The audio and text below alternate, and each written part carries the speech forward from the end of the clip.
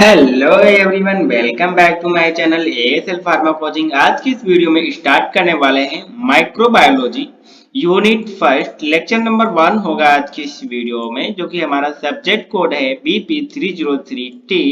आज की इस वीडियो में डिस्कस करेंगे इंट्रोडक्शन ऑफ माइक्रोबायोलॉजी। देख लेते हैं यहाँ पर कंटेंट। उससे पहले अगर हमारे चैनल पर नए हैं तो चैनल को सब्सक्राइब कर लीजिए, वीडियो को लाइक कर दीजिए और अपने दोस्तों के साथ फटाफट शेयर कर दीजिए। My name is Aman, also NIPER and GPAT qualified. तो स्टार्ट करते हैं। सबसे पहले बात कर लेते हैं कंटेंट की। क्या क्या कंटेंट डिस्कस करेंगे आज की इस वीडियो में। तो सबसे पहले introduction, history, branches of microbiology और माइक्रोबायोलॉजी के इम्पोर्टेंट एंड स्कोप।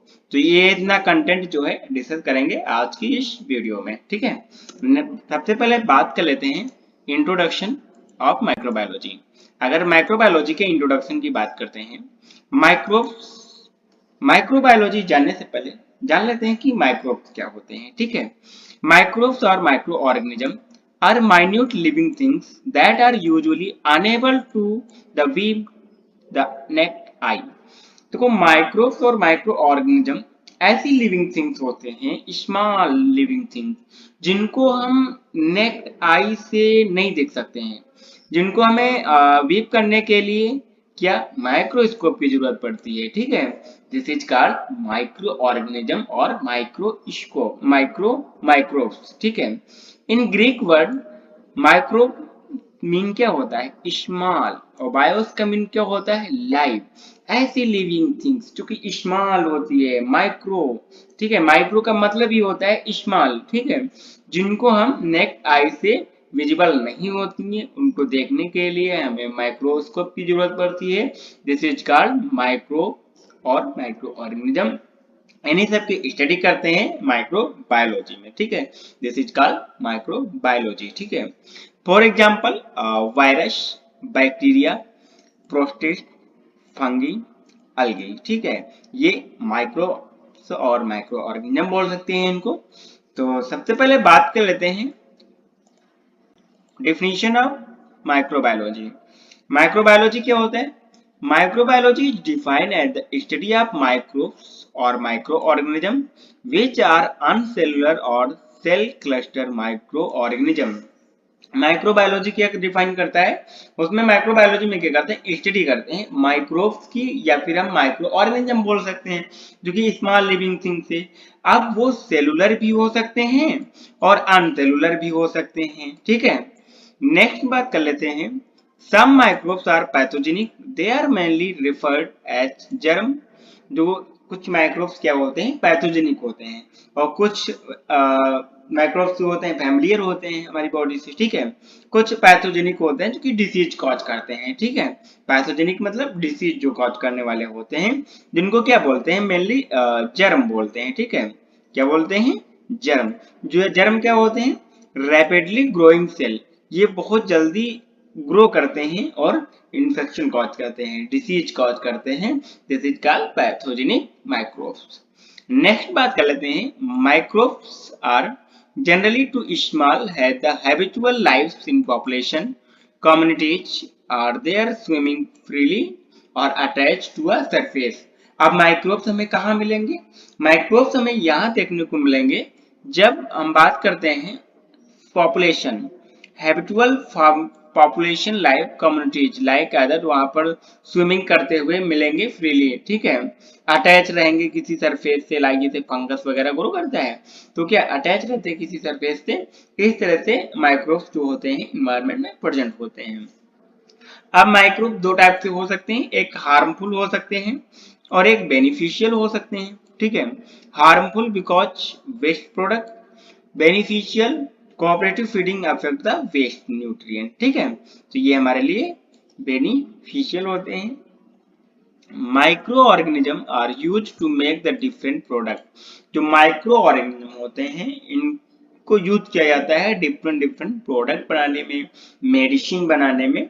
लाइक बात करते हैं penicillin, penicillium notatum, penicillium chrysogenum, ये फंगस होता है जिससे पेनिसिलिन बनाया जाता है, ठीक है। स्टेप्टोमाइसिन, इसी तरह वैक्सीन बनाई जाती हैं, vitamin, enzyme and many more important product जो होते हैं माइक्रो ऑर्गेनिज्म की हेल्प से बनाए जाते हैं। तो ये था इंट्रोडक्शन ऑफ माइक्रोबायोलॉजी। अभी बात कर लेते हैं हिस्ट्री ऑफ माइक्रोबायोलॉजी। अगर माइक्रोबायोलॉजी की हिस्ट्री की बात करते हैं, history of microbiology, this discovery of microbiology as discipline could be traced along the following historical era। यहाँ पर फॉलोइंग हिस्टोरिकल एरा है जहाँ पर माइक्रोबायोलॉजी की हिस्ट्री की बात करते हैं। लाइक जैसे कि हम बात करते हैं डिस्कवरी एरा, पहले डिस्कवरी होना स्टार्ट हुई, फिर ट्रांजिशन एरा, फिर एक गोल्डन एरा आया जहाँ पर बहुत सारी डिस्कवरीज हो गई, बहुत सारी खोज कर लिया हमने माइक्रोबायोलॉजी के बारे में, ठीक है।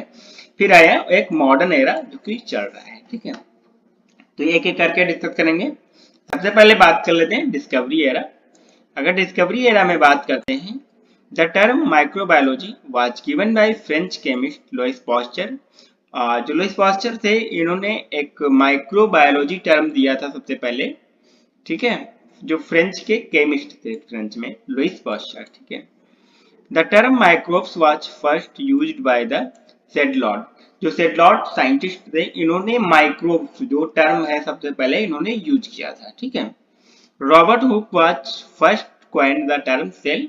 जो रॉबर्ट हुक थे, फर्स्ट सेल टर्म दिया था इन्होंने, ठीक है, स्टडी की थी। वहीं पे ल्यूवेनहॉक जो थे, उन्होंने लिविंग सेल की स्टडी की थी। Antony von Leeuwenhoek is considered father of microbiology. जो लीवेनहॉक थे, ये फादर ऑफ माइक्रोबायोलॉजी के फादर माने जाते हैं, कंसीडर किए जाते हैं। साथ ही साथ फादर ऑफ बैक्टीरियोलॉजी, जो बैक्टीरियोलॉजी के फादर भी इन्हीं को माना जाता है। इन्होंने जो है लिविंग सेल की स्टडी की थी और भी बहुत सारे कंट्रीब्यूशन दिया एज ए माइक्रोबायोलॉजी के फील्ड में, ठीक है। जॉर्ज स्क्रडर एंड थियोडर वॉन डस जो थे, were the first to introduce the idea using the cotton plugging microbial culture। जो कॉटन प्लग्स माइक्रोबियल कल्चर एक ये एक्सपेरिमेंट है, इसको इन्होंने सबसे पहले बताया था, ठीक है। पॉस्चर इज 1862 में पॉस्चर जो थे, इन्होंने एक सजेस्ट किया था माइल्ड हीटिंग, यानी कि माइल्ड हीट किया गया 62.8 डिग्री सेल्सियस यानी कि 145 Fahrenheit for 30 minute. The process was called pasteurisation. इन्होंने बताया पॉस्चराइजेशन, ठीक है। तो अगर लुईस पॉस्चर नाम है इनका, तो पॉस्चराइजेशन अगर साइंटिस्ट पूछा जा रहा है कि पॉस्चराइजेशन जो है किस साइंटिस्ट ने दिया, तो लुईस पॉस्चर, ठीक है, सिंपल सा है। तो ये इतने टेम्परेचर पे अगर हीट किया गया मिल्क को, ठीक है, तो उन्होंने एक पॉस्चराइजेशन प्रोसेस दिया था पॉस्चर ने, ठीक है, सजेस्ट किया था। नेक्स्ट बात कर लेते हैं Domagk. Domagk was awarded Nobel prize in 1939 for the discovery of the first sulfur drug. जो डोमैक सर थे, इन्होंने सल्फोनामाइड क्लास की जो फर्स्ट ड्रग थी, लाइक जैसे कि हम बात करते हैं प्रोंटोसिल डाई से सल्फानिलामाइड बनाया था, उसमें इन्होंने बहुत ज्यादा कंट्रीब्यूशन दिया था डोमैक सर ने, ठीक है। इसलिए इनको नोबेल प्राइज जो है उससे अवार्डेड भी किया गया था, ठीक है। Recombinant hepatitis B vaccine developed in the 1982 में क्या था कि इन्होंने जो रिकॉम्बिनेंट हेपेटाइटिस वैक्सीन जो थी उसको डेवलप किया गया था, ठीक है। नेक्स्ट बात कर लेते हैं ट्रांजिशन एरा। अगर ट्रांजिशन एरा की बात करते हैं, germ theory of disease during the 16th century, the concept of the spontaneous generation of disease was brought to the wrong experiment performed by the Francesco Redi. जो Francesco ready एक scientist थे, इन्होंने wrong experiment perform किया था spontaneously generation, वहां पर disease का development होने लगा, ठीक है।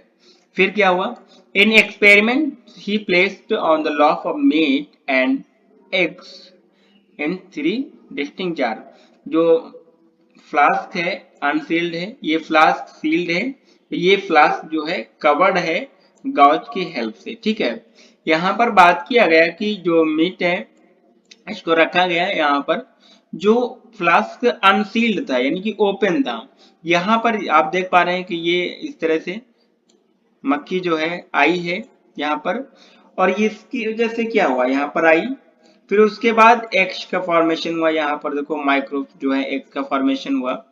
बट जो सील्ड था, जो फ्लास्क कवर्ड था गाउच से, उसमें कोई प्रतिक्रिया देखने को नहीं मिली। ठीक है, तो ये जर्म थ्योरी इन्होंने दिया था। The Reddy refuted the concept of the spontaneous generation. Founder of experimental biology जो फ्रेंस्को रेड्डी थे, इनको फाउंडर ऑफ माइक्रोबायोलॉजी भी माना जाता है। बायोलॉजी जो है उसके एक्सपेरिमेंटल बायोलॉजी के founder. Challenge the spontaneous generation theory, जो स्पॉन्टेनियस जनरेशन थ्योरी थी उसको इन्होंने चैलेंज किया था। ठीक है, नेक्स्ट बात करते हैं गोल्डन एरा। अगर गोल्डन एरा की बात करते हैं तो यहाँ पर बहुत सारे डिस्कवरीज हुई। Louis Pasteur discovers the germ theory, modern germ theory. ठीक है, फादर ऑफ मेडिकल माइक्रोबायोलॉजी इनको माना जाता है। Invented the process of pasteurisation, fermentation, development of the various vaccine. जो लुइस पास्चर थे, इन्होंने पॉस्चराइजेशन दिया, फर्मेंटेशन प्रोसेस को डेवलप किया, साथ ही साथ बहुत सारी वैक्सीन हैं इन्होंने डेवलप किया। ठीक है, तो ये गोल्डन एरा था। ठीक है, नेक्स्ट बात कर लेते हैं लॉर्ड जोसेफ लिस्टर। जो गोल्डन एरा में लॉर्ड जोसेफ लिस्टर जो थे, फादर ऑफ एंटीसेप्टिक सर्जरी, इनको एंटीसेप्टिक सर्जरी के फादर माना जाता है। Concluded that the wound infection were due to the micro organism, यानी कि जो माइक्रो ऑर्गेनिज्म से क्या वुंड इन्फेक्शन हो रहा था। Devised methods of destroy the micro organism in operation set by the spraying the carbolic acid.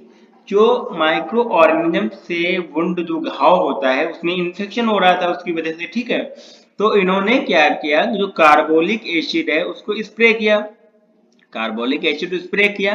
ठीक है, और आप लोग जानते हैं कार्बोलिक एसिड क्या होता है।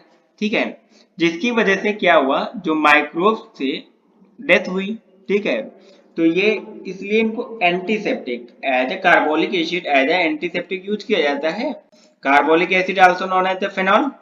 ठीक है, फेनॉल क्या एंटीसेप्टिक यूज किया जाता है कि नहीं यूज किया जाता है, आप ही कमेंट में बता दो। ठीक है, फेनॉल एंटीसेप्टिक की तरह यूज किया जाता है। ये ऑर्गेनिक केमिस्ट्री में ऑलरेडी पढ़ चुके हैं कि carbolic acid also known as the phenol, phenol also known as the carbolic acid.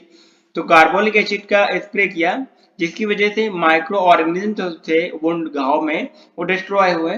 तो वहां पर एक तरह से एज ए एंटीसेप्टिक यूज किया गया है इसको। ठीक है, तो ये जो कंट्रीब्यूशन था लॉर्ड जोसेफ लिस्टर सर से इन्होंने दिया। नेक्स्ट बात कर लेते हैं ब्रांचेस ऑफ माइक्रोबायोलॉजी। अभी हमने हिस्ट्री पढ़ लिया, इंट्रोडक्शन पढ़ लिया, अभी बात कर लेते हैं ब्रांचेस ऑफ माइक्रोबायोलॉजी। अगर माइक्रोबायोलॉजी के ब्रांचेस की बात करते हैं, the branches of microbiology can be classified of the pure and applied science को क्लासिफाइड कर दिया है। There is a considerable overlap between the specific branches of the microbiology which is the each other and other। देखो एक दूसरे से correlated है सारी ब्रांचेस जो हैं। सबसे पहले बात कर लेते हैं प्योर माइक्रोबायोलॉजी क्या होता है।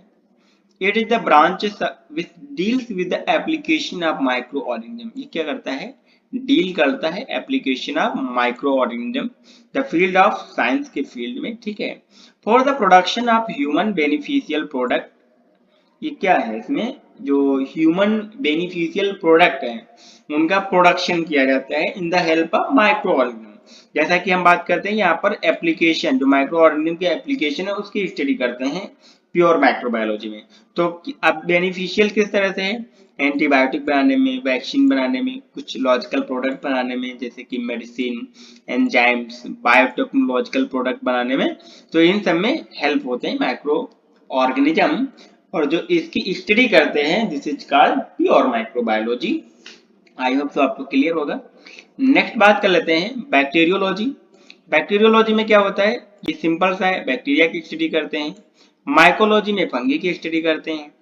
प्रोटोजोलॉजी में प्रोटोजोआ की स्टडी करते हैं, नेम से ही क्लियर है। फाइकोलॉजी में क्या, एल्गी की स्टडी करते हैं। पैरासाइटोलॉजी में पैरासाइट की स्टडी। इम्यूनोलॉजी में इम्यून सिस्टम की स्टडी करते हैं। वायरोलॉजी में वायरस जो वायरसेस होते हैं डिफरेंट डिफरेंट उनकी स्टडी करते हैं। इसी तरह microbial cytology, study of microscope and cell microscope, details of micro organism. ठीक है, यहाँ पर स्टडी करते हैं माइक्रोस्कोप की और सेल माइक्रोस्कोप की डिटेल्स इन माइक्रो ऑर्गेनिज्म में। ठीक है, this is called microbial cytology. Next जो ब्रांच है यहाँ पर माइक्रोबियल फिजियोलॉजी। यानी कि study of the microbial functions included the study of microbial growth, microbial metabolism and microbial cell structure. This is called microbial physiology. Microbial ecology, the relationship between the microorganism and their environment. Ecosystem की नहीं, ecosystem आप लोगों ने एक word सुना होगा, ecosystem. ठीक है, तो जो माइक्रो ऑर्गेनिज्म है उनका इकोसिस्टम से क्या रिलेशनशिप रहता है उसकी स्टडी करते हैं माइक्रोबियल इकोलॉजी में. लाइक जैसे कि किसी को वेस्ट प्रोडक्ट है उसको डिस्ट्रॉय करना है, वहां पर माइक्रो ऑर्गेनिज्म यूज होते हैं. ठीक है, माइक्रो ऑर्गेनिज्म हेल्पफुल रहते हैं हमारे लिए किसी चीज को डिस्ट्रॉय करने के लिए. ठीक है, लाइक जैसे कोई डेथ बॉडी है, ठीक है, तो हमारे लिए तो वो हानिकारक है. अब उसको डिस्ट्रॉय करने का काम कौन करेगा? माइक्रोब्स करेंगे, माइक्रो ऑर्गेनिज्म करेंगे, फंगस, बैक्टीरिया, वायरस को खत्म कर देंगे. ठीक है, तो इस तरह से हमारे इकोसिस्टम से, इकोलॉजी से रिलेटेड है. Microbial genetics, the study of the have the gene organized and regulated microbes relation cellular function. जीन से रिलेटेड है माइक्रोबियल जेनेटिक्स. ठीक है, नेक्स्ट बात कर लेते हैं cell microbiology. Cell microbiology discipline of the between the microbial and cell biology. ठीक है, evolutionary micrology, study of evaluation of microbes sub divided into the, like जैसे कि यहाँ पर इवेल्युएशन ऑफ माइक्रोब्स की स्टडी करते हैं, जैसे कि microbial taxonomy, microbial systematic, microbial taxonomy naming, naming क्या है माइक्रोबियल माइक्रोब्स का, क्लासिफिकेशन क्या है, टैक्सोनॉमी की बात करते हैं वहां पर. The study of the microbial जैसे सिस्टमेटिक है, study of the diversely genetic relationship क्या है माइक्रो ऑर्गेनिज्म का, तो ये सब स्टडी की जाती है इसमें. फिर आती है nano microbiology, the study of micro organism eight nano level पे, माइक्रो ऑर्गेनिज्म की स्टडी करते हैं नैनो लेवल पे. ठीक है, applied microbiology, it is the specific discipline that deals with the application of the microorganism and the knowledge about them. ठीक है, तो ये ब्रांचेस हैं बहुत सारी. अगर आपको सारा डिटेल्स में नहीं याद आ रहा तो एटलीस्ट ये ब्रांच के नेम तो याद ही रखिए. ठीक है, नेक्स्ट बात कर लेते हैं मेडिकल माइक्रोबायोलॉजी.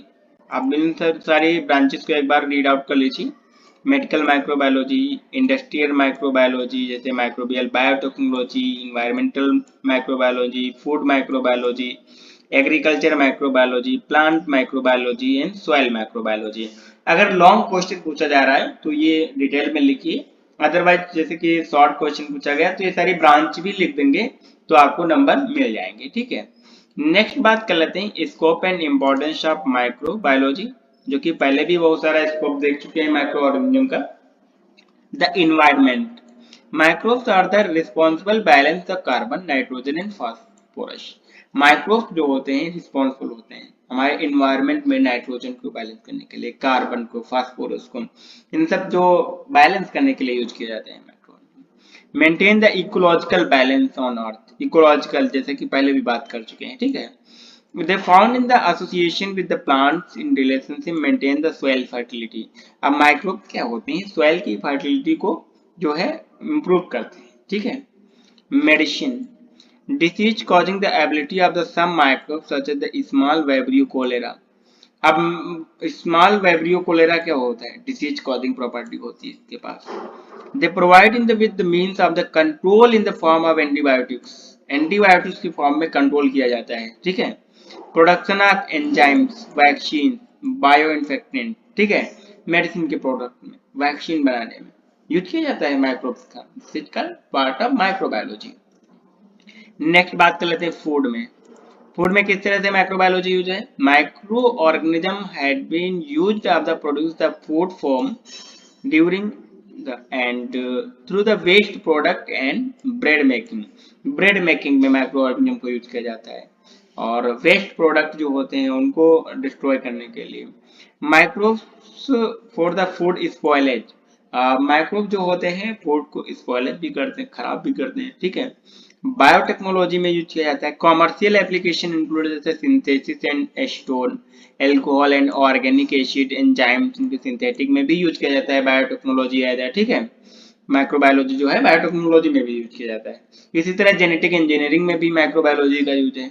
जैसे bacteria care produce the important therapeutic substance such as, जैसे कि जेनेटिकली जो होते हैं इंसुलिन, ह्यूमन ग्रोथ हार्मोन, इन सब के लिए भी यूज किया जाता है. रिसर्च में because of their simple structure they and easy to study। Microbiology की हेल्प से सिंपल जैसे कि माइक्रोब्स को यूज किया हमने, तो हमें माइक्रो ऑर्गेनिज्म जो है वीव्ड हो गए इजीली, ठीक है। तो हमें स्टडी करने में किसी भी माइक्रोब के स्ट्रक्चर को स्टडी करने के लिए हेल्पफुल है माइक्रोबायोलॉजी, ठीक है। Because they reproduce the quickly they are the useful for study. ये क्विकली क्या होता है, रिप्रोड्यूस कर देता है, क्योंकि डिफरेंट डिफरेंट टेक्नोलॉजी यूज कर रहे हैं माइक्रोबायोलॉजी में, तो माइक्रोस्कोप यूज कर रहे हैं। पहले हमें विजिबल नहीं थे माइक्रो ऑर्गेनिज्म जो थे, अभी क्या है हम डिफरेंट डिफरेंट टाइप्स की सेल टेल बहुत सारी माइक्रोस्कोप यूज करते हैं, ठीक है, देखने के लिए। नेक्स्ट बात कर लेते हैं स्कोप ऑफ माइक्रोबायोलॉजी। अगर स्कोप की बात करते हैं, diagnosis of disease and treatment के लिए यूज करते हैं, लाइक जैसे कि various recognize using different different test होते हैं डिसीज को डिटेक्ट करने के लिए, लाइक जैसे विडाल टेस्ट हो गया, एलाइशा हो गया, ठीक है, यहाँ पर एस लगा लीजिए, ठीक है, एलाइशा हो गया। स्ट्राइल प्रोडक्ट प्रिपरेशन में it is use to preparation of the sterile room, aseptic technique, detection of microbes, sampling and sterling testing, इन सब एरिया में यूज किया जाता है, इसका स्कोप रहता है। टेस्टिंग ऑफ द फार्मास्यूटिकल जैसे endotoxin testing, microbial essay of antibiotics, evaluation of disinfectant, anti microbial preservation, efficacy testing, तो इन सब में भी इसको यूज किया जाता है। तो आई होप तो आपको माइक्रोबायोलॉजी का introduction, branches, history, scope, important सारा कुछ क्लियर होगा। अगर वीडियो अच्छी लगी हो तो वीडियो को लाइक कर दीजिए, अपने दोस्तों के साथ शेयर कर दीजिए और हमारे चैनल एएसएल फार्मा कोचिंग को सब्सक्राइब कर लीजिए। Thanks for watching this video, take care.